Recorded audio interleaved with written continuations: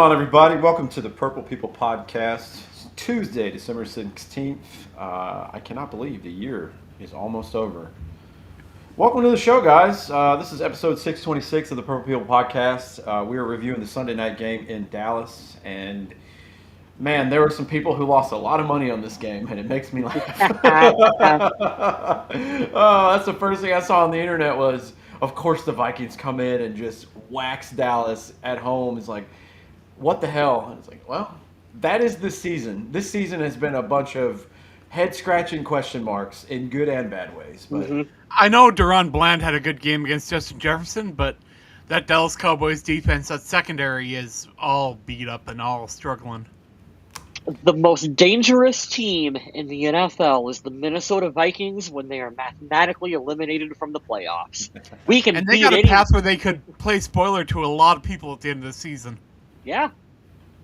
well, that's a good point, Adam. Let's talk about that. Should the Vikings win out, we'd feel a lot more optimistic than we have most of the year. This is the first time this season they've won back-to-back games, which is really shitty to say, coming off a 14-win season this time a year ago. But I will say this: if they end up going 4-2 in the division with this quarterback and kind of figuring out, like, okay, this was the identity we were going after, that gives me a lot more hope going into next year as far as, just a scheme and just what do we want to do and how are we going to get there. My biggest takeaway from this game, yeah, J.J. McCarthy played great. I was just telling the guys before we got started, I have nothing bad to say about him, and I am looking hard every week to find every little thing to critique him.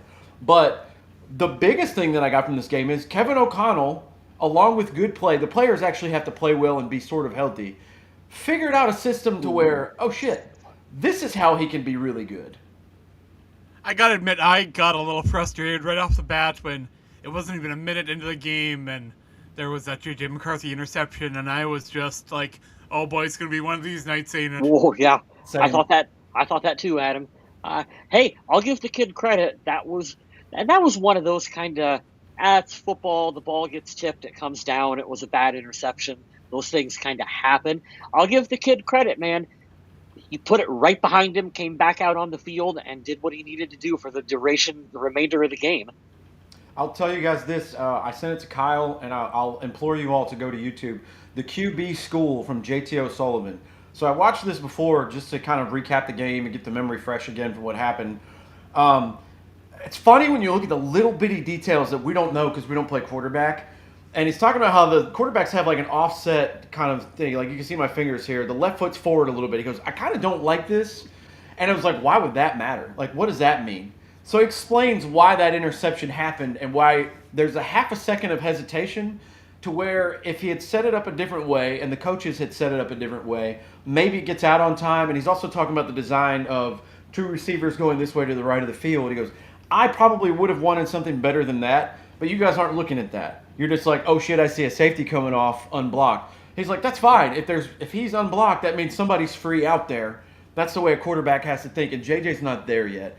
There's a lot of stuff in that game that he breaks down to where he says, if McCarthy had just done this a little better or did his job here, et cetera, he goes, they probably would have won by 40 or 50, or not by 40 or 50. They would have scored 40 or 50 points. And I thought that was really telling. If he comes around and has the development he's supposed to have and starts beating everyone at the line of scrimmage, which he did a little bit here, hey, the sky's the limit for the kid. And I'm mad because I want to hate him. I perpetually I know you do. I want it. Yeah. Did they talk about like Collinsworth going off about his J.J. McCarthy's back foot? That pissed me off so bad because, and I sent it to you guys in the chat, when you're talking about throwing across your body, he did everything correctly running to the opposite side where he had to reset and almost run backwards so he could get the torque to throw the ball with his hips. And I'm like, what is Chris Collinsworth even talking about here? Like, well, he's got weird mechanics. It's not weird mechanics, dude. He's throwing on the run. Like, I don't know what that was You're about. not going to have both feet planted if you're throwing on the run. Yeah. I don't know. I mean, we see it like, it's one of Kyle's guys. Brock Purdy did it this weekend. He had a jump pass where if you're just critiquing the way he looked without seeing where the ball was going, you're like, well, that looks like dog shit. But we need the context of why, which is one reason why I can't say anything bad about this game. And Pro Football numbers aren't everything. Pro Football Focus, but we got to give credit where credit's due. Jonathan Grenard was the highest graded player, and then J.J. McCarthy was second. He was right behind him. wild is that since J.J. McCarthy returned to the Vikings as the starter, he has a better Pro Football Focus grade than Sam Darnold. Then who? Sam Sam Darnold. Darnold. Oh wow, I didn't know that because for up until about 3 weeks ago, Sam Darnold was PFF's best quarterback this season. Once he started getting some pressure, it was bad. And I don't know how the Colts, manned by a grandpa, come in and give them the fight of their life, but that I happened love this it. weekend in I Seattle. love That Philip game Rivers. was wild. It was crazy. Getting to watch it, gearing up for Sunday night, watching our beloved team. What a wild weekend in the NFL. We have to give a little bit before we get into this game. I just want to touch on it really sucks no matter how bad you hate a team or you hate it on a player for whatever reason it might be. Patrick Mahomes and Micah Parsons tearing their ACL on the same day is not good for the NFL. We need big superstars on both sides of the ball. Devontae Adams going But it down. gets us Gardner Yeah. Minshew. Yeah, I don't want Gardner Minshew. I kind of do. Not over Patrick Mahomes, I don't. Yeah, I get what you're saying. Gardner Minshew's fun. This was not the Chiefs' year by any means. They're just a little older, slower, and they're just lethargic this year. It makes me feel a little better about some of our hot takes that we've had this season as Vikings fans. When you look at Chiefs fandom right now, who are talking about fire Andy Reid, fire everyone, it's done, the Chiefs dynasty is over. Like, guys, come on. Isn't that But while we're crazy? talking about injuries, I want to talk about Christian Darrisaw because Yep. in my article over on the Viking Age, I put him down as one of the losers from this game, and he didn't even play, but because his injuries have been nagging all season, Yep. and he had to sit out, and Justin School had to come in and make the start, I really thought the Vikings would shut him down for the season and let him rest and get him ready for next year, but that doesn't seem to be the case. Yeah, you just sent an article out, Adam, or a tweet or something out about how they're still going to take him going week to week, and they're not going to shut him down for the rest of the year. Surprising. I kind of think I mean, isn't that the smart move? To shut him down? Yeah, to shut him down. Yeah, I mean, I probably. know Jonathan Grenard is done for the year, so that's not great. Oh, that sucks. I did not know that. I'm hearing that for the first time. Shit. But that does mean we're going to get a bigger dose of Dallas Turner, which might be interesting. I'd rather have Gennard on the field, but the opportunity for Dallas Turner I quite enjoy. So I see the bittersweetness of that. I did not know that until just now, so that stinks. I really enjoy Jonathan Gennard on this team. I think probably the Darrisaw thing is probably player-driven. I'm sure he wants to play, which is Well, it's crazy. got to be frustrating to want to play every week and then get there and be like, oh, dang, I can't go. Yeah. It's nice to have him. I think he's one of the top 5 left tackles in football when he's healthy and he's playing. So I hope he gets to finish out the year on a strong note, but we certainly don't want to see it aggravated or tweaked any worse. So I'm sure they'll play it, cautiously. That's the beauty of being eliminated and not having much to play for is like, all right, well, you don't have to have him in there more than he needs to be. So Sadly, Minnesota hasn't been the best at dealing with injuries this season. yeah. Screams in Carson Wentz. Oh no. Yeah, thinking about I almost forgot he was even on this team. That's how crazy this year has been, up and down. That's gonna be one of those weird footnotes in Vikings history that 10 years from now we're gonna be like, remember when Carson Wentz was a Viking for like 3-4 games? Yeah. Yeah, what a weird season it's been. It's not been fun, but they have won 2 in a row. They should have won at least for last week against Washington. Going on the road in primetime and figuring out a game plan to attack that defense, especially, they lost Micah Parsons before the season started to a trade, but they also got Kenny Clark, and then right before the trade deadline, they got Quinnen Williams. Say what you want about Jerry Jones. I'm a super hater of Jerry Jones. Kind of a smart move, and they got some picks back for that, and they still have capital to go forward because they just didn't want to pay Micah what he wanted to be paid. So coming in, I was like, I don't like this at all for the offensive line, but the offensive line held their own. You're not going to run a lot against those 2 guys, but they got to attack the secondary, which is, probably their biggest weakness. And I liked what I saw from J.J. McCarthy overall. Still a quiet day for Jefferson. He had his flaws, dropping a touchdown. There was a legal formation that negated a touchdown, but I think the winning kind of cures everything, or at least puts it off of high heat and turns it down to medium to cool. So that's all right. But it did bring another problem up because now Minnesota has to decide, hey, do we put a little bit of extra money on the table and make sure that we bring Jalen Naylor back? Yes, you get rid of T.J. Hawkinson and you can pay Jalen Naylor. $21 million next year. There's so many different Ugh. there's so many different avenues you can go for next year. I'm glad I'm not the general manager of the Vikings For because sure. this is a very pivotal off season on the direction of the franchise for the next 5 years. Are we going to be a winning franchise, or are we going to mess everything up in this off season and head the wrong direction? I don't know. You kind of got to continue going all in on McCarthy, right? You do. I think you do, Adam. There's And going to be a McCarthy- lot of restructures next year too. Not to interrupt, but Jefferson is making $38.9 million next year. I don't foresee that being the actual cap hit. Brian And then O'Neill- Harrison Smith won't commit to retiring after this year yet. I mean, well, I'll welcome him back with open arms, but I think I have safety as one of my top 3 draft needs on my. Here's how you handle Harrison Smith.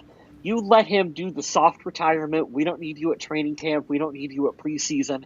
If we're making an actual playoff push later on down the season, week 7, week 8, if you want to come out of retirement and rejoin the team and be there for the postseason, hey, we got a spot for you, Harry. He actually might be down with that, something like that. So no John Cena retirement tour for him. Yeah, no John Cena retirement tour. So as it sits right now, next year the Vikings will be over the cap, and it's not good. Right? Yeah, it's bad because they've been kind of ahead of that, but next year they will be. Sorry, I had it up, and I don't know why it's not doing what it did the other day. It's like 26 million over, which is not a small number. 5, I can see them messing around, but 26 million is quite a lot. So they're going to have to do some of that wizardry that they're pretty good at doing, but at the current moment, that's where they're sitting. But that's not what they're focused on at the moment right now. So does it get you guys a little bit mad that there are a lot of fans that are mad that Minnesota's messing up their draft position? I know. I was just going to say, we had talked about this a couple weeks ago when your buddy was on the podcast with Smith about how the smart thing to do is to probably lose out the remainder of the season and get that low draft pick. Go all in on another quarterback or whatever it is you want to do with it. It doesn't matter. Get that low draft pick. But I don't know, guys. It's like if we can start to see some positive improvement from J.J. McCarthy, like I was talking about, stacking multiple games together where he looks like he belongs. He's moving the offense. We're putting points up. Yeah, there's a mistake here or there, but that's kind of what we were hoping from earlier on in the season. Okay, so we're getting that now from McCarthy. We got some positives from him. I'm okay with them winning, if that means winning some football games down the stretch, because I truly don't know how much difference there is between the 9th overall pick and the 14th Yeah, 9 and 12 probably pick. aren't that much different. There's not that much difference really between those two. And I can't bring myself to root for a loss. I just can't do it. Yeah, I said it on the show. As long as they look competitive, if they lose, but they actually look like they lose by a touchdown or less, comes down to the final 5 minutes, I'm okay with that. I'm not going to sit there and say, yes, I want to watch them lose. I don't like that at all. That's what makes my blood pressure rise.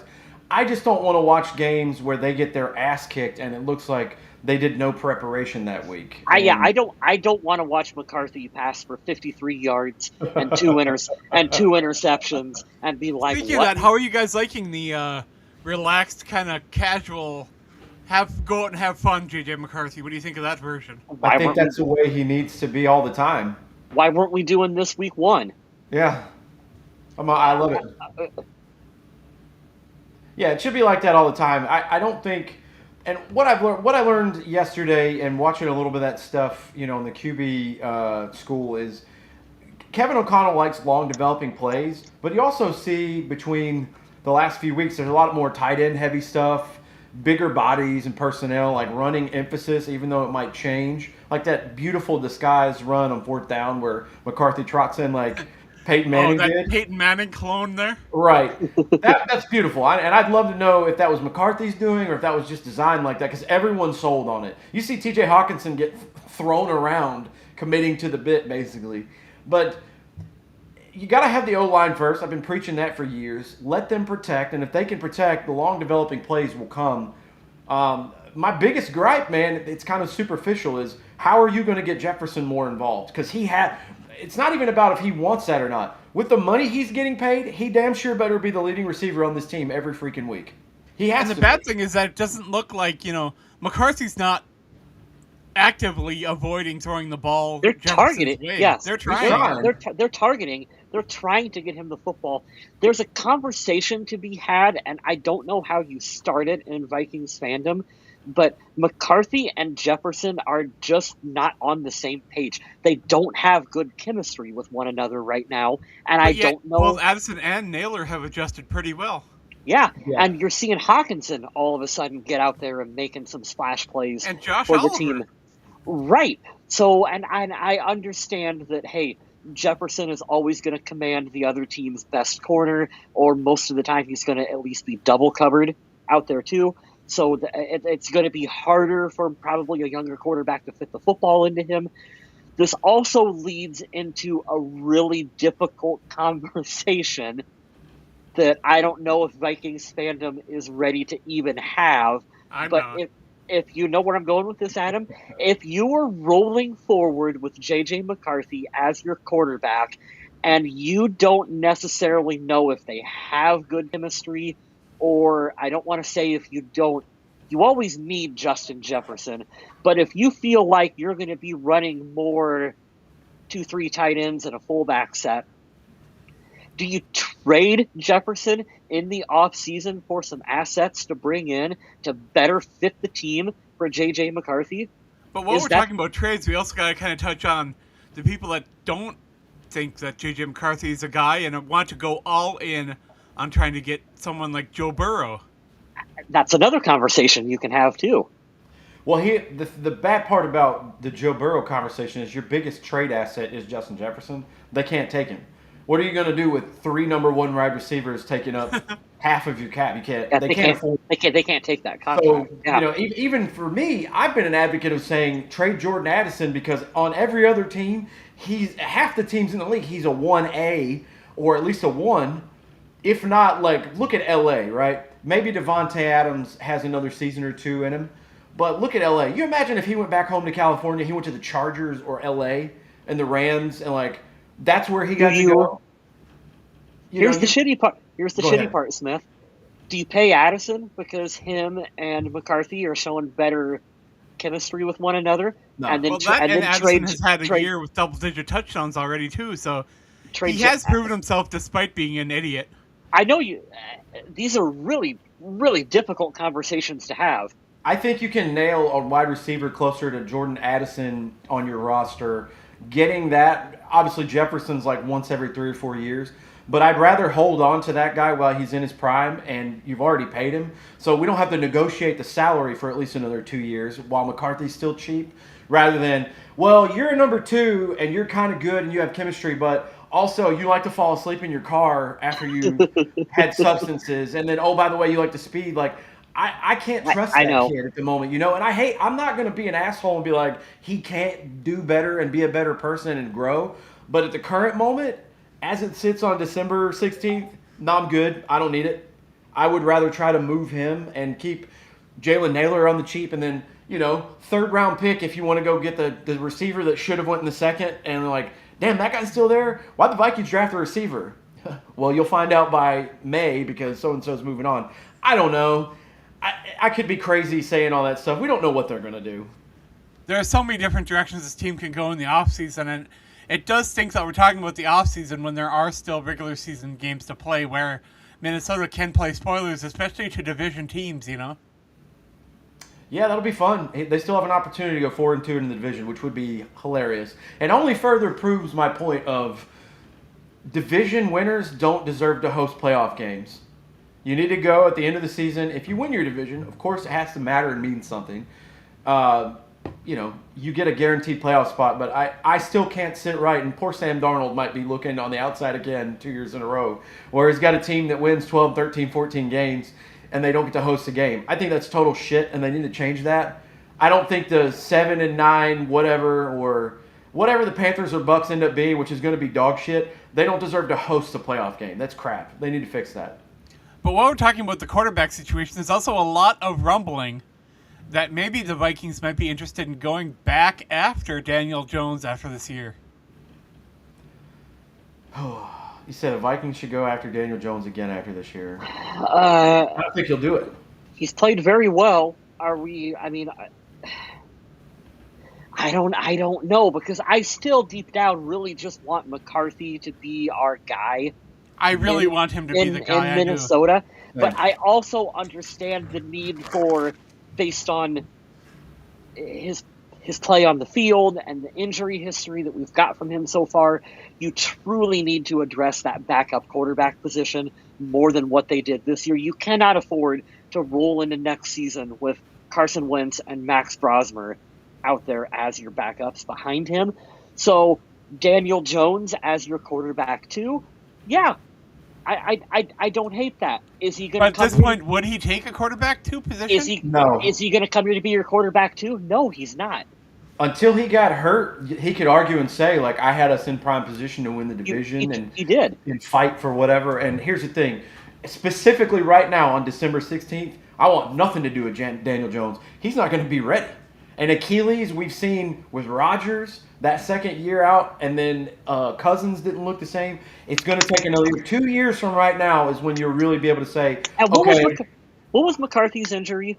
Well, that's the other thing, too. I'm glad you said that. Michael says, no, not Daniel Jones. He's injury prone. Brother, have you seen our quarterback? He missed the whole season his rookie year, and he's missed half the season. Like, I can't knock Daniel Jones for being injury prone. This kid's barely played any football because you got knee, you got concussion, you got ankle. It's not even like the same nagging injury. It's all that's new my stuff. biggest concern with McCarthy is he's closer size and stature. And now he's diving headfirst on plays. Fuck, man.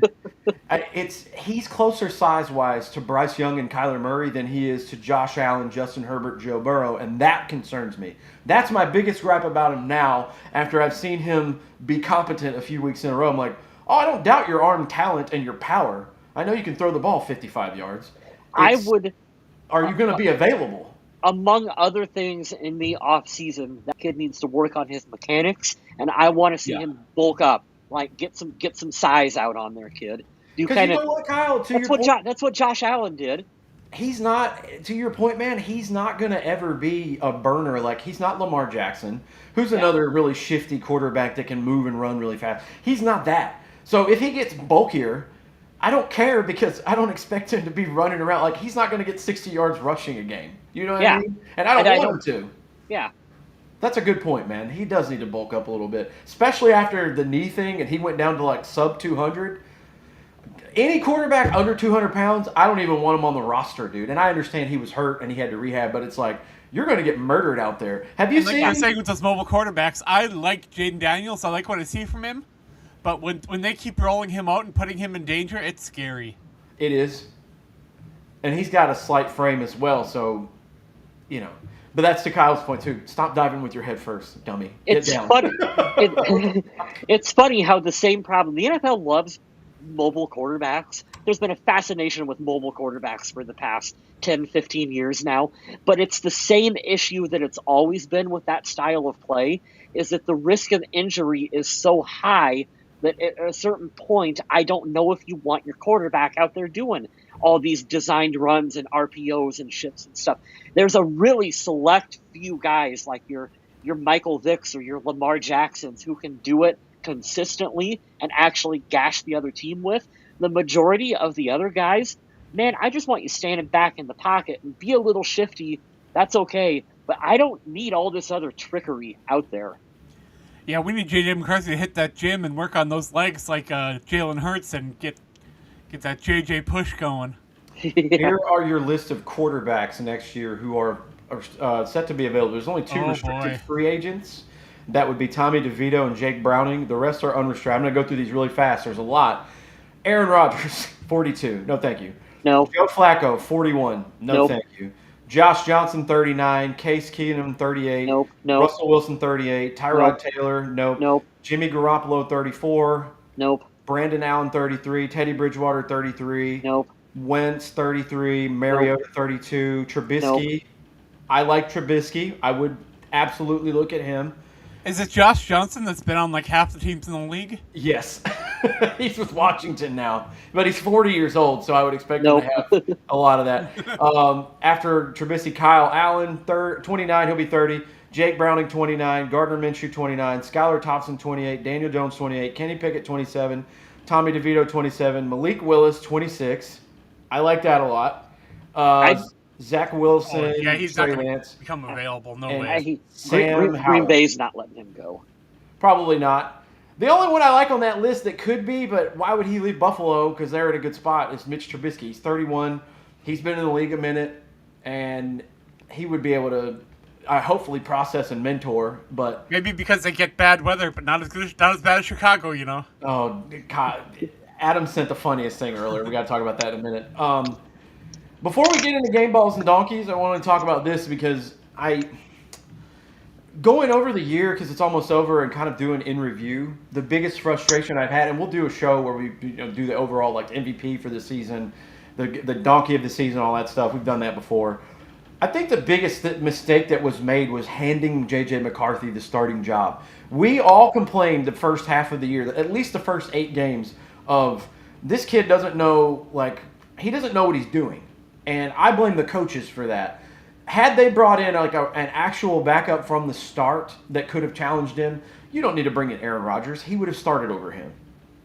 Okay, bring in a guy like Mitch Trubisky, where it's like, well, JJ's a lot younger. Mitch never really wowed anybody. Let's have a competition to push, But he was handed that to start. I think that was a mistake. Kyle, to your point, 1,000,000%, the biggest focus in the offseason, no matter what, fixing J.J. McCarthy's mechanics. He has to get his footwork intact, and he's got to fix the throwing motion. It's a little longer than what it probably should be. Among 17 other things that they need to do, finding a Harrison Smith replacement, more corners, fix the line. Are they going to keep those people? Who are we getting rid of that cost too much, et cetera, et cetera? Yeah, they got to work with J.J. McCarthy on figuring out how to put some touch on that ball. I get that he can rocket it, and that's great. Not every pass needs to be a rocket. Remember the receivers in Green Bay used to bitch about that? They're like, I love playing with Favre, but he tried to break my fucking hands Right? through the ball. Stop doing that. Yeah, that was my biggest takeaway, kind of looking in the year in review. Like, we all expected there to be a regression from 14 wins. A lot of those mistakes probably should have been addressed more heavily in the offseason. I didn't like that now thinking back on it, well, he was just kind of given that role. No, bro, you got to earn it. And I think he's the kind of kid who would love to go out and earn it. He's all around like a grade A human. Absolutely a great human. But hopefully going forward, they will say, hey, look, you got to earn every day. And I know that's a corny, cliched thing to say, but like as a guy who did sports my whole adult life, or my whole adolescent life, that stuff really is a good lesson to say, hey, listen, we're not going to hand it to you.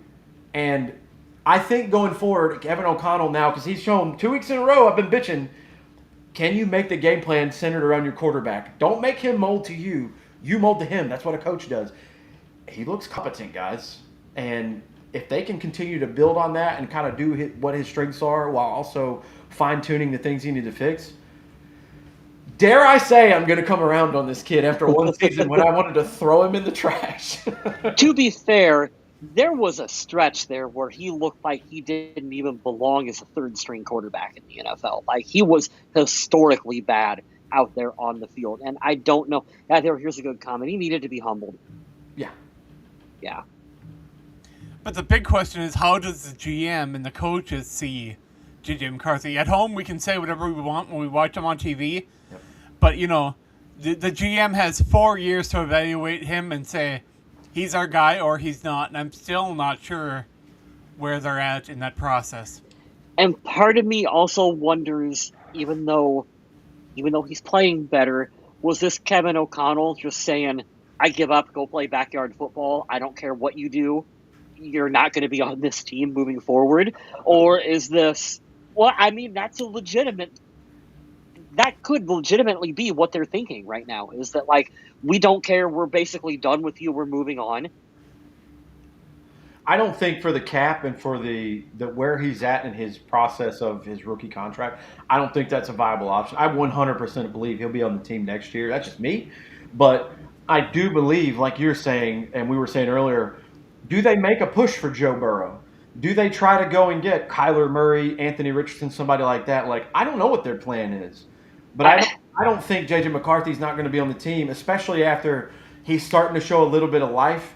But it's just going to be that hard process. It's like, losing a lot of weight, or you're going to come back from an injury or something. It's like, hey, this shit is not going to get fixed tomorrow. You guys got to really work on this and look back. And it's kind of offensive to think they could have just rolled an injury riddled rookie season straight into a 14-win season coming off and be like, nah, it'll be fine.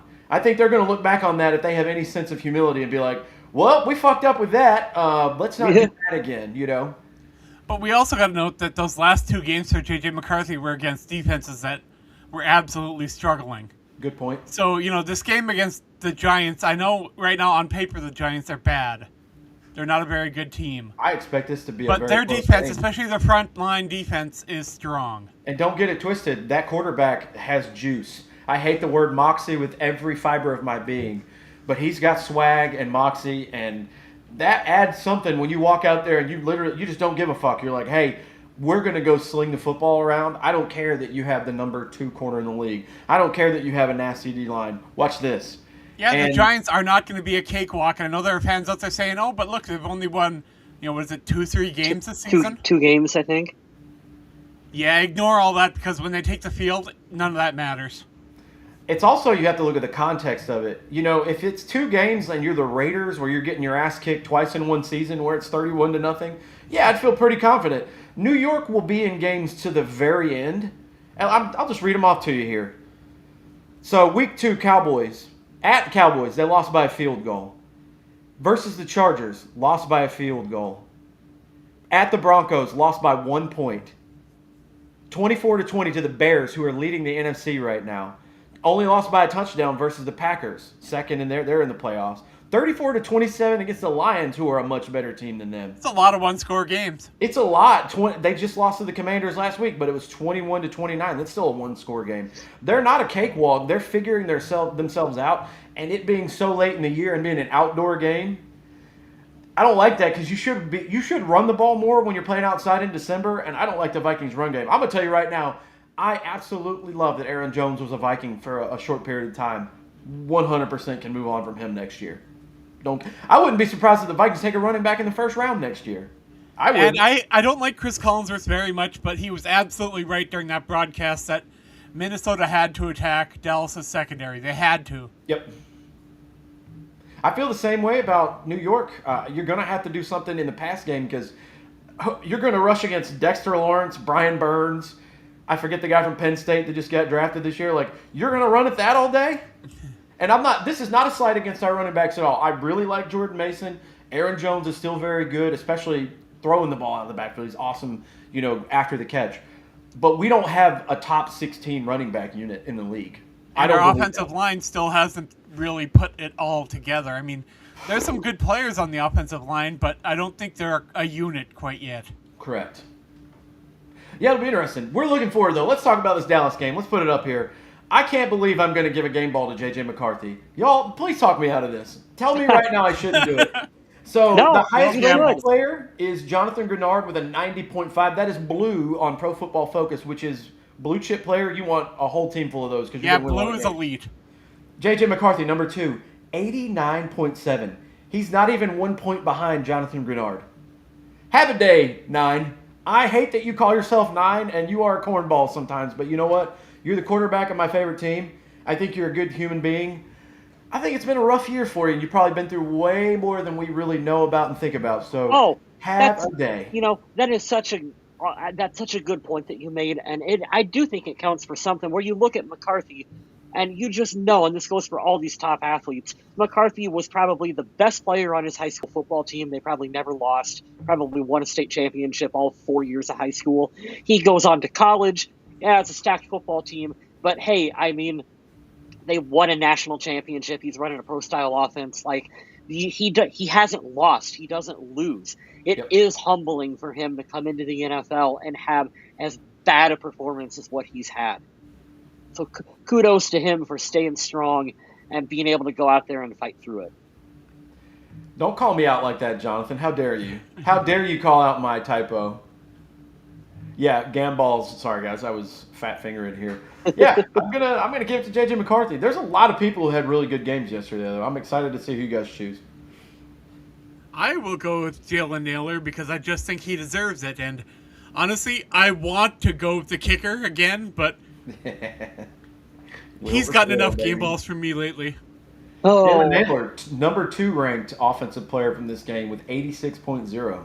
Have a day. Naylor, I barely know her. Every now and then, real quick, I am proud of Vikings fandom. Every now and then, I'm proud of Vikings fandom as a whole. There's been a lot of like fan trades for like, what would you give up to bring in Joe Burrow? And I seen a trade that was proposed that was like 3 first-round picks and our kicker. And I was thinking, oh, I'm sure everyone's going to be like, oh yeah, you got to do that. Reading through the comments, everyone is like, no, I'm not giving up Will Reichert.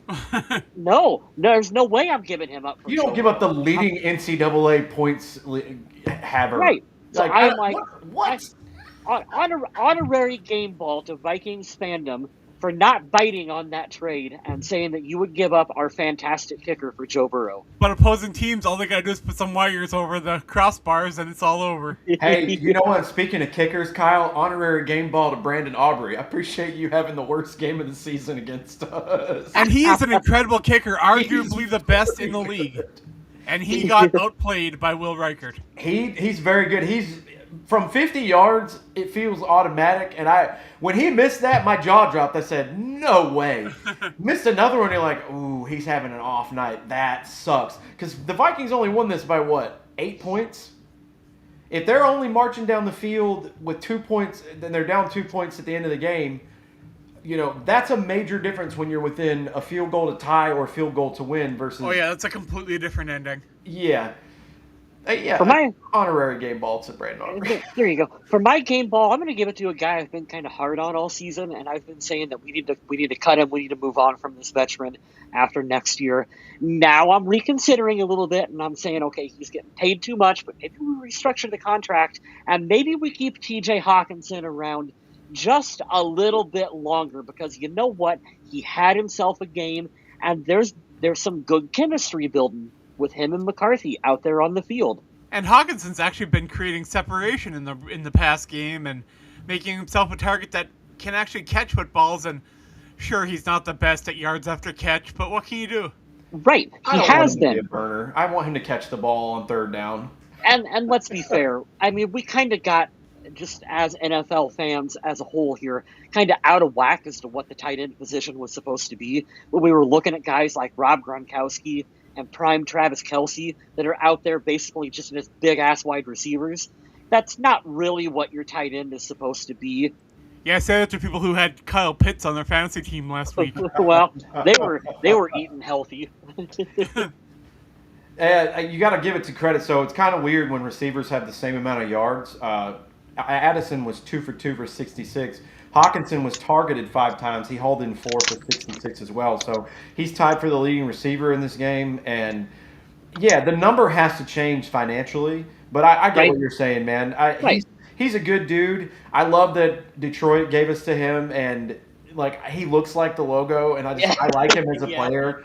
But, yeah, the numbers got to change. But I think that could be a thing going forward, man. I was saying it earlier is – you know, if they go a little bit tight end heavy and they go a little bit more run here, if Kevin O'Connell can back off 5% from wanting to throw the ball as much as he likes with this quarterback and have an extra bigger body, they go in the second round and get a tight end in 2 years. Or hey, we draft a running back next year and then T.J. Hawkinson takes a little bit of a cut or pushes money down the road. Hell yeah, I'm down with that because my biggest concern for Hawkinson is health. I don't doubt his ability at all. This season, I'm not looking at this season for anyone who catches the ball as like a barometer of like, are they washed? No, it's been a really dog shit year for passing for this team. I just want to know, can you stay healthy most of all? Because he does get banged up at least once a year. Another one of my biggest worries for this offseason is, can Minnesota still hold on to Brian Flores? Because that defense is absolutely rolling. Yeah. And a lot of the coaches that we thought might be on the hot seat are like Mike McDaniel, even though they lost last night, I think he's going to stay in Miami. Not that Brian Flores is just going to go to Miami, but you get what I mean. Like that would be something. That would be fucking hilarious. Yeah, like New York probably. Is Brian Daboll still there, or did they fire him? They fired him. So that's an opening with a young quarterback that you might be cool. Like, hey, I'd like that job. The Jets are always gonna they're gonna have a new coach every year. It feels like. The Browns. But, Yeah, possibly Kevin Stefanski. I don't know what the hell Kevin Stefanski's doing over there. I feel like there's a thumbprint from the higher ups that he's not been able to say in a press conference because that weird shit going on with Shadur Sanders is odd to me. If the Steelers, how did they give him the wrong? What do you call that? The wristband. On the plays on the wristband. How do you give your starting quarterback the wrong wristband with the wrong plays on it? That is inept even for Cleveland. Like, come on, guys! Like that's you're sabotaging that. Hey, game. you know what might be open too, and I wouldn't be surprised they move on. Dude, Pete Carroll looks like shit in Las Vegas, and he's over 70. Pete Carroll probably needs to retire. Low-key, I mean, look out for the Steelers. If they move on from Mike Tomlin, Brian Flores, and I know we say all the time, okay, if you go from a defensive guy, you want an offensive guy. But, man, I could see Brian Flores slotting in with the Pittsburgh Steelers and being a really good fit for them. If that happens, Mike Tomlin can come back to Minnesota and fill our defensive coordinator position. You know why that makes all kinds of... When you started to say that, in my head, I scoffed, and I was like, no way, because I've heard all season that it's not going to be the Steelers walking away from Mike Tomlin. He's going to have to do it himself, which he wouldn't do. But you know why that makes sense, Kyle? They have the most expensive defense in the league, and it's pretty fucking average. Yeah. And you know who would turn it around real fast? That guy. Anywhere he goes, man, it's been like, and what's great about Miami versus Pittsburgh, just talking about Brian Flores and the genius that he is, when Tua was there and he didn't want to draft him and he's kind of saying like, well, he's kind of soft. There ain't one soft player in Pittsburgh, Pennsylvania, dude. That is like true steel city, like this is man's man blue collar shit here, and they want to run the ball and have a nasty defense. He would fit right in with that culture day one. And we love a good feel-good story here in Minnesota. So Mike Tomlin coming back home. He's the one that got away. He's the coach that got away from us. Come on back. Come on back. I like that story. That would be a fun off-season story. I don't hate it. Yeah. But we still do have a few games here where we can watch and hope to see some development and some good plays and players stepping up that maybe might not have earlier this season. So I'm excited to see where all this goes. Openings, potential NFL head coach openings. I'm going to look at that. Now we're going to do some donkeys. I can't wait to do this. Whoever the special teams coordinator is, get out. Get out yesterday. When they pull the one team that, hey, are we playing the Vikings this year? Yeah, their special teams is pretty shit outside of the field goal unit. Let's go ahead and do a trick play where the kicker runs and gets a first down. Get out. I threw my cup in my house. I was so mad. On top of the struggles with Miles Price, like I don't know if it's the player or the scheme or whatever. I know the kickoffs are weird now, but you cannot let that happen. You can't. That pissed me off so bad yesterday, and I don't want to give it to a player because I feel like a lot of people were flying around playing with a lot of effort yesterday. So I'm going to stick with you on special teams, and I'm going to pick Tavier Thomas because I am not sure what he's doing sometimes when he's on the football field. Bill Belichick just fired Mike Prefer from his coaching staff. So, if we need an opening for special teams coordinator, maybe Mike Prefer. I'm kidding. We do not want that reunion story here in Minnesota. Can I lose all of our viewers all at once with Please. my donkey? You guys really want Justin Jefferson, aren't you? You guys really want me to go here? Yeah, I'm going to give it to Justin Jefferson. Because I don't know what's going on, and I truly don't want to blame him, but there are some balls that like Justin Jefferson should be coming down with that he's not. Yep. And I don't want to say he's checked out because I truly don't believe deep down that he's checked out. And I don't think we've seen Justin Jefferson get that kind of separation that he's used to getting either. What's going on? I mean, if we believe the conspiracy theory that we kind of made up an ankle injury for J.J. McCarthy to soft bench him for part of the season, can we also make up an ankle injury for Justin Jefferson and just sit him down for the rest of the year, because I would almost rather just do that than put him out on the field and give him like 2 catches for 12 yards and me to sit here continuing to wonder what's going on. And have you seen Kevin O'Connell talking about how he wants to make sure that Justin Jefferson gets his 1,000 yards this season? I have, and I don't think that's a thing that you need to say to the press. Well, It's not going to really sucks. It's not going to happen. I'm on StatMuse right now because what I want for Justin Jefferson is I never want him to be healthy the whole season and not get 1,000 yards. Yeah. Like we said with the rushing a couple years ago on the show, it's 59 yards a game, for fuck's sake. Like, you can do that. Apparently not. He's got 3 games left to get about 140-ish, 150 yards, which is right around 50 yards a game. That's pretty doable. But I was like, okay, Dallas' secondary was really bad. So was Washington. Let's see where the Giants, Packers, and Lions land. Would you like to guess, in order, because it is Packers, Giants, Lions, what the numbers are for secondary rankings this year? I don't even know where to guess. Yeah, Packers are probably near the top. Packers, number 3. The Giants, number 4. The Lions, number 5. Fuck! Yeah. So what I don't understand, how come you just can't run a simple bubble screen pass with Justin Jefferson? And they tried that and they lost 3 yards, remember? Yeah, that's right, they did. But like, I don't understand what's going on, and it's not. It can't all be on him. And they tried it again later that game, and he dropped the pass. Well, what sucked is, and this is on that, again, I'm going to throw this out because I really enjoyed this, and I think you all should watch it if you have 30 minutes. Go watch QB School with JT O'Sullivan. We're talking about the touchdown that got called back. He said, hey, as much as you want to yell at Jefferson, he's like, this is on Naylor and McCarthy. He goes, McCarthy's the last one before he says to get the ball hiked to him and snapped. He's like, you got to know where your guys are, and if they're not set, that's on the quarterback. But also, don't have Josh Oliver and Jalen Naylor that far up. Come back a little bit. Or no, it wasn't. It wasn't Oliver and Naylor. Jordan Mason. Did you guys just hear the snow fall off my roof? No, we were talking about it before. But yeah, you had Jordan Mason out wide, and then I think Josh Oliver or Speedy right there. It's like, okay, bring those guys back a little bit, especially if you're going to block an extra person on the rush. You don't want to be right up on them. You want to have a little bit of time to set. Yeah, what was the issue there? Naylor and Oliver were both on the line, and one of them wasn't supposed to? Yeah, it was an illegal formation, and that totally could have been avoided. And, like, we're not out here as a fans to be like, well, we got to make sure we chase stats and stuff. But that would have been big for Justin Jefferson. He needs it. He's only got 2 touchdowns on the year. That's pretty unacceptable. And he's 832 yards. This is the worst year of his career by far. And I really hope within 3 games that he'll at least pass the 1,000-yard mark, and he'll get another touchdown or 2. That would be really good. For as much as they're paying him, that's kind of why I'm giving him my donkey. Is like, you're being paid to be the focal point of this offense, and I 100% understand that his position is dependent on the quarterback getting him the football, and the quarterback play has been absolutely subpar this season.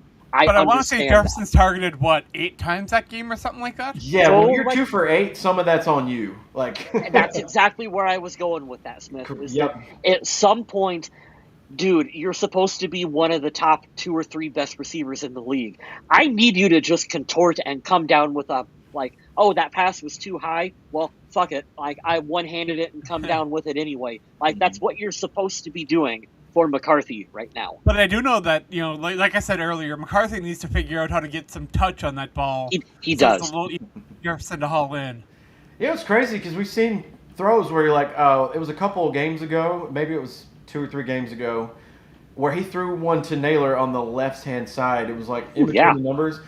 It was a beautiful ball. The touchdown to Naylor, the first one, beautiful ball. He's got the potential to throw some pretty accurate passes, especially predetermined passes where you're like, hey, I'm going to throw to a spot. I need you to be there. It's crazy how he just fastballs it every time. I don't understand how that works. There were points. Is that nerves or what is that? Dude, I don't know what it is. I don't know. I attribute it to just the speed of the game and getting more comfortable out there, being able to read the defense and go through your progressions and not have to worry about your mechanics and everything. So if you look at the matchup predictor here, going since we're transitioning from the Dallas game to the one we were talking about a little bit before, Vikings are in New Jersey playing the New York Giants. ESPN's matchup predictor gives the Giants the 55% chance to win this game. I'm going to go right now on my phone and see what the spread is for that game. I'm kind of shocked at that, to be honest. Well, the Giants get 3 points for home field, and that's probably the difference on that. Let's see. Ooh, I like this take here in the chat. Oh, wow. Honestly, feel Jez gave up on JJ so he doesn't try. I don't think he gave up because I see them interacting on the sideline. I think he's frustrated for sure, though. Probably. I think there's a lot of truth in that statement there, Justin. That's bold, but I like it. It's only bringing up my ESPN app's only bringing up my fantasy stuff right now. I'm not asking you to review my loss this week. Thank you for bringing that up again, ESPN. Oh, you got kicked out of the playoffs too? No, I'm in the final, or I'm in either the finals or I'll be in the semifinals now for like the consolation. My brother, this is the weirdest thing. Have you guys ever heard this? So my brother's the commissioner, right? And we have an ongoing joke in this league because we've got a bunch of older guys who are like retired that are all friends of the family. We're like, you don't do anything all day. You be the commissioner. They're like, no, I don't want to do that. So my brother takes over, and he says, guys, I swear, you're not going to like it, but there is a way on the ESPN Fantasy app where the first week of the playoffs can be 2 weeks combined. And apparently he set it up that way. So the last 2 weeks, all the point totals go together. I got my ass kicked the first week because Christian McCaffrey was on a bye, and somebody else, and I was like, my brother's John Mark. I said, John Mark, what are you doing? We still have buys going on. The Panthers were out, the Niners, all these teams, right? I end up making a huge comeback. At some point before Sunday Night Football, I had came back and I was actually on top. I had scored so many points this week, and cool. I didn't end up winning because the guy had a very good week one before. But now I'm in the third and fourth place thing this coming week against my brother, ironically. But I've never heard of that before, where you could have playoffs to where it's, hey, we're going to take a score from both weeks and combine them. Yeah, I haven't heard of that. That's weird. Yeah, those big buys screwed a lot of people up. I'm done. I can't do. I'm tired of fantasy football. Honestly, I don't care about it. It's fun. It's fun it's like cool to win and act like you know more than people, but I don't. It's all dumb luck. Yeah. Yeah. I went running back heavy this year. That was my only key to fail. Was like first round, second round, third pick. Or I'm sorry, first, second, and third pick, I picked all running backs. And people text me like, what are you doing? I'm like, I'm getting the person who can score the most points. James Cook, Jonathan Taylor, and Christian McCaffrey. So there you go. I had a good year, but whatever. We're talking about fantasy football. I know you guys don't care about that. I don't know about Jefferson giving up, but you can tell, especially like 2 or 3 weeks ago, where he's just like, yeah, we lost. Losing sucks. I don't care about anything else. Like when he's being very short. 2 weeks, he's looked a lot happier and a lot more happy on the sideline anyway. He's a pro's pro. I mean, he's not going to throw a fit on the sidelines. He's not going to be a diva in the media. Would it surprise me if this turns into an actual off-season story? No, it wouldn't. And by that, I mean, like, potentially, maybe he is over J.J. McCarthy privately, and maybe he does want to head in a different direction. I don't know. That's where we will find out. Here we go. What do you think about like the Justin Jefferson Lowe's commercials? Have you seen those?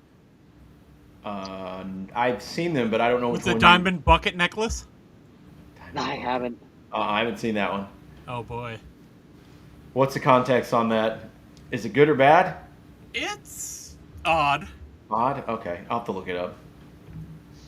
Found the spread while we were chit-chatting. The Vikings, according to the betting lines, they're 2.5-point favorites. But on the matchup predictor from ESPN, they're giving the Giants a 55% chance in this game. I don't know what any of this means. This is whose line is it anyway at this point? Everything's made up. And that's a Sunday 1 o'clock game, right? It is.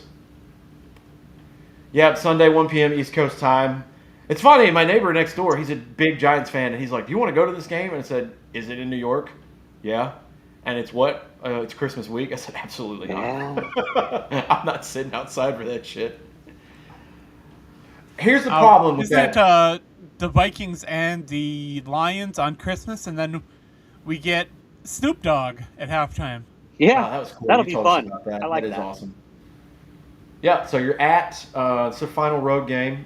They're at the Giants this weekend, and then close out the season against the Lions, and then the Packers for the last game. To be determined that time for the last week. Since the Packers lost the other day, I think everything is going to come down to these final 3 weeks because they would like to win the division. There is still a scenario somehow, I think, where the Lions can win the division. I don't know. I just hope the Bears don't win. I don't want to hear that from all these Bears fans. Ugh. And I see now that Dallas has a 1% chance to make the playoffs. We got to play spoiler. That's a lot. When the Cowboys lose, America's always the winner. I love that. Lately, it seems like it's Kansas City. There's a lot of Kansas City haters out there. Yeah, I think there's Chiefs fatigue for sure. That's a shitty way. I think Travis Kelce should retire. That's a really I was going to shitty say, way. and it's not even Patrick Mahomes' fault. I think most people like Andy Reid. Most people probably even like Patrick Mahomes. It was the whole Taylor Swift, Travis Kelce social media thing that got pushed. Brittany Mahomes, Jackson Mahomes. It's God, all two of that. obnoxious humans. I feel Right. bad for Patrick. One, you can't help because he's your blood relative, and the other is like, okay, I love this woman and she's the mother of my kids, but can you not? Yeah. So this comment's up. If you're listening later or you're not watching on YouTube right now, Justin asks, maybe Jefferson is pushing for Burrow. Here's the thing, man. I would die if we got Joe Burrow in a trade. I would be over the moon. But here's the problem. Vikings, as it sits right now, they're $26 million over the cap. Joe Burrow is not going to take a pay cut. So right then and there, you're already restarting the bullshit from Cincinnati of we're tying up a third of our money in 2 players. That's going to fuck up the cap really bad. He's injury prone, which we know it's not a myth now. He gets injured like every other year, and then it goes back to like, well, who's the backup? I don't want to deal with that. Do I think he can run the offense? Absolutely. I'll tell you what you should go look at. Go watch that Buffalo game after he throws a pick 6. Watch the next couple of throws. When he's on and he's healthy, I will slam my fist down. He is the best quarterback in the NFL. He can absolutely run out in 3 plays and drive the ball down the field 90 yards in 3 plays. But the injuries and the money are going to be the biggest thing. And who says Cincinnati is going to do it? You already know they're cheap as shit. They don't take care of their players. Why would they give up their guy that took them to a Super Bowl? They could be like, you're under contract, bro. You can sit down. Because if you don't remember, Carson Palmer did this exact thing. He was like, this place sucks, and I don't want to be here. And to wrap up this little point, he could do the unthinkable, which I don't think he will. He could Andrew Luck and retire after this year. He could, and he very well could. He's getting the dog shit beat out of him every week because they can't draft well. I don't care what you say. If you pay T. Higgins, Jamar Chase, and Joe Burrow, I understand why you paid them. I don't agree with it. But they cannot draft, and they don't have any money to buy big free agent offensive linemen. They can't draft worth of shit over there because he's getting his ass kicked every week. My little mini rant about Joe Burrow, and I will keep it short because we have all off season to have this conversation. Joe Burrow is one of like 2 potential quarterbacks that you could like trade for, like big time swing trade for, that would legitimately give the Vikings like a Super Bowl push because he's that caliber of player. Like Joe Burrow in this offense with Kevin O'Connell as his head coach and these skill players around him would be absolutely electric. You would have to give up the farm to bring him in, and that is a commitment. But if you win the Super Bowl, then like what the Rams did a few years with Matthew Stafford, if you win the Super Bowl, I don't care what you gave up to bring him in. Like 100%. It was 100% worth it. I am more on board for like, hey, we made a big swing and we tried to bring in Joe Burrow, and even if you missed, well, hey, you tried. I'm much more inclined to go that route than like I am not bringing in Mac Jones. I don't give a shit about Mac Jones or Kyler Murray. I'm not doing this bullshit of like, hey, we were good enough to win 14 games with Mac Jones, and we won the division, and then we got bumped in the first round of the playoffs. I'm not interested. I'm not doing. I'm keeping J.J. McCarthy instead of going that route. Like, just try and develop J.J. McCarthy. Fuck Mac Jones. I don't care. I'm not doing that. I think that, and then to wrap up the Joe Burrow thing, if there's like a 10% possibility of this happening, you explore that in the off season. If it doesn't happen, it doesn't happen. But you at least try and you see what it would take and you go for it and you see if they're interested. That's where I'm sitting on that right now. Yeah, I'm 100% with you. Happy belated birthday, Mr. Burr. He just turned 29 6 days ago. I'm looking at his profile in here. So he's 29 years old. He got a birthday in December, so he is in his prime. And you got to think like that first game back. Yeah, they lost to Buffalo. I kind of expected Buffalo to win, but the Bengals were right in it. This game where they got shut out, that's kind of inexplicable, especially at home. But to come back after sitting on the sideline for over half the season with the toe injury, and then going into Baltimore and just completely beating the shit out of them, and they had everything to fight for too because they're trying to beat the Steelers to win that division that they're all in together. Dude, as soon as he gets on the field, everything changes. Like, he's just a natural. And, like, when I look at Joe Burrow, I think, like, that's who Jared Goff wants to be. You know what I mean? They're not going to run around and get a bunch of rushing, but watching him be a pure pocket passer, I don't know if there's anybody else that's as good as him when he's on, man. I totally agree that they should at least make the phone call and see what it would take. You have to explore that conversation and see, is that a thing that we could actually have happen? If it is, hey, we'll have it. We'll figure the financial side of things out. Yep. I'm sorry to make a big pivot here, but I wanted to talk about how the Minnesota Vikings have had players step up that have absolutely no reason to step up. Fabian Moreau, he had no point. There was no reason for him to play as well as he did against Dallas. And he stepped in and had a very good game. You gotta have a will to play, and when you come out and basically it's a job audition, why not? Right. Why not? He's a number 2 rank from PFF the other day, 79. These guys they're hyper competitive professional athletes, and that's what we talk about all the time too. When people want to say, "Oh, well, the Vikings they beat the Commanders, and the Commanders are in tank mode." The front office might be in tank mode, but the players on the field are not. Like they are not. They don't roll over that easy. But we've been talking all season about how Minnesota has really not done the team any favors at their cornerback position as far as depth. And to have a guy come in that was on the practice squad, move up, and come in and have a really good game, he deserves some credit. Heck yeah. I like that a lot. Where are we on this list? Oh, 22nd. Of course we are. That's cool. I was looking at the secondary rankings. The Bears have the number 1 secondary, which is infuriating. And the Packers 3rd and the Lions 5th is even extra infuriating. The Vikings are 22nd. And we can sit here and we can talk about, okay, the Vikings need to go after a top cornerback in free agency. But with what money?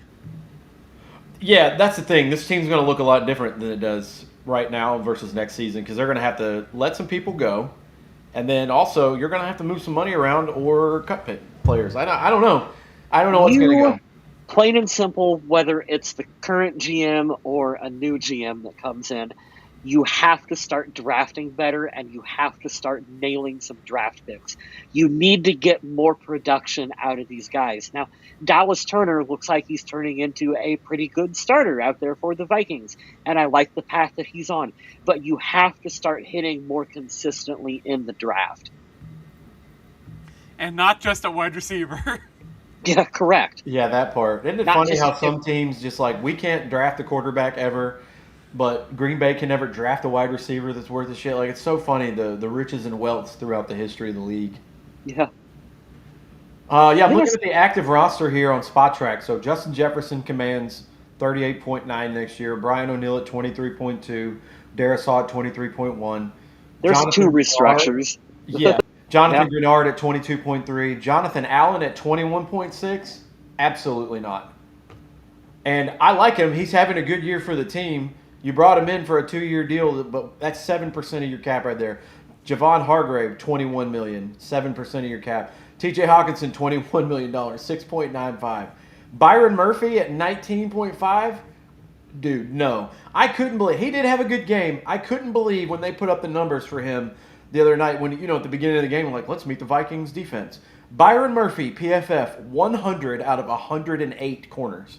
Oh, my God. And after that extension he got, I don't know how I feel about it. I don't like it, and you're going to have to be on the cheap to come here. Van Ginkel at number 9, love him. That's fine. Will And he just got an Fries, extension too, Van Ginkel, right? yes. Will Fries at 10. I'm more okay with Fries than I I, am Ryan I, Kelly. I like Will Fries. Ryan Eric, Kelly. Ryan go ahead, Kelly Ken. gave it his all. Probably he's going to retire. I'm Yeah. assuming. And he's wearing that giant helmet cover too. Like I feel so bad. He looks funny, man. Uh, yeah, here's where it gets interesting. You Will think the Fries at NFL could 10. do something a little bit better with those Guardian caps? You really do. Didn't we say it on the Yeah. show a couple weeks ago? It was like, hey, Oh yeah. isn't the object to like have the protective shit on the inside?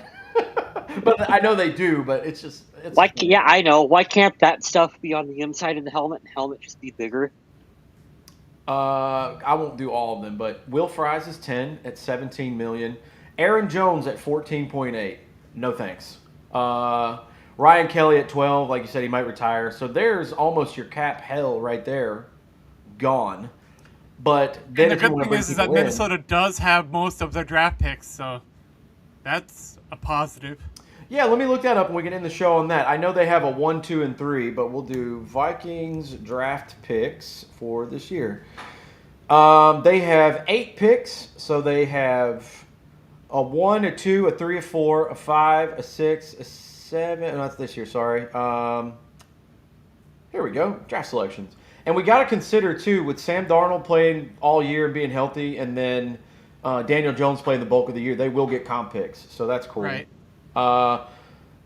As of September 10th, 2025, first, second, third, a 5th from Philadelphia, 6th from Indy, a 7th that's original, and a 7th from Houston in the Cam Akers trade, and a 7th from Carolina. So they had 3 7s, 1, 2, 3, 5, and 6, and they will likely get a 4th somewhere in there. They anticipate receiving compensatory picks based on free agent departures of Sam Darnold and Daniel Jones. So what should that be? One should probably be a 3 and one should probably be a 4 based on the money. Yeah, they're going to have picks, and they're going to be able to go out and get some guys, and hopefully they can find some talent. They gotta start. They gotta start finding talent that can contribute immediately out there, because when you're invested as heavily as what they are in certain positions, you need those younger guys to step up and be able to draft and develop and be starters for you. Yeah, that's the thing we talked about earlier about in the season too. Like, is the GM going to be here? It feels like if they went out and it looks positive, it'd probably be less likely that he's gone. But I won't put anything on the table. I don't know. At this point, man. And I do kind of think a that the wasted year. GM has done a good job through free agency, but Yes. you can't build a team that way. You can't. Unless you do what the Rams do, where you're going to be in cap hell, or like the New Orleans was infamous for this. Like, I think they're still paying Drew Brees, and he hasn't been in the league for 2 or 3 years. Well, Minnesota ain't exactly in a position to go all in right now. Right. Yeah, good point with where they're at currently, but I think they've been pretty good over the years. But unless you're going all in like the Rams did, where they were like, F them picks, we're going to get Stafford and this guy, like, cool. That's proven talent that I don't have to worry about developing, and they can play now. But I just don't see that being a recipe for most teams to have. Otherwise, if it would work for every team, they would just do that. And the fact that Minnesota's in this salary cap position with a quarterback on a rookie deal is not good. Yeah, that's a good point.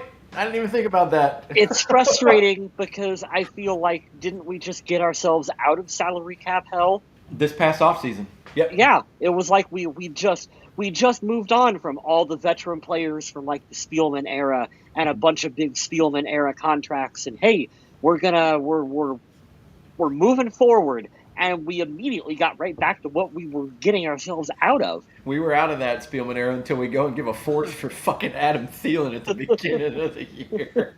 Oh my goodness. Oh, That we was love such you. a panic trade. We love you, Adam. I know he's going to retire a Viking, but that was fun. Actually, you know what? That's a good point. I want to end the show on this. My ex-wife and I were arguing about this. Apparently, there's a section of Vikings social media that are calling him a bum for asking for a trade, and I was like, Yeah. we don't slander Adam Thielen around here. She goes, Kyle, he's washed. I said, I'm even going to defend that. 2 years ago, 1,000 yards with rookie Bryce Young. Do you guys understand how bad he was? They actually benched him in the season because he was so bad. And then last year, he played 10 games. So he was out for 7 games with a severe hamstring injury. right about 700 yards and I think 5 touchdowns. And I'm like, that guy's not washed. Yeah, he's washed. And I'm like, well, I guess Justin Jefferson's washed too. Have you seen his? He's only got 2 touchdowns this year. Jordan Addison's definitely washed. Have you seen the numbers? Well, no, McCarthy is this. I'm like, oh, so you mean the team is not very good this year?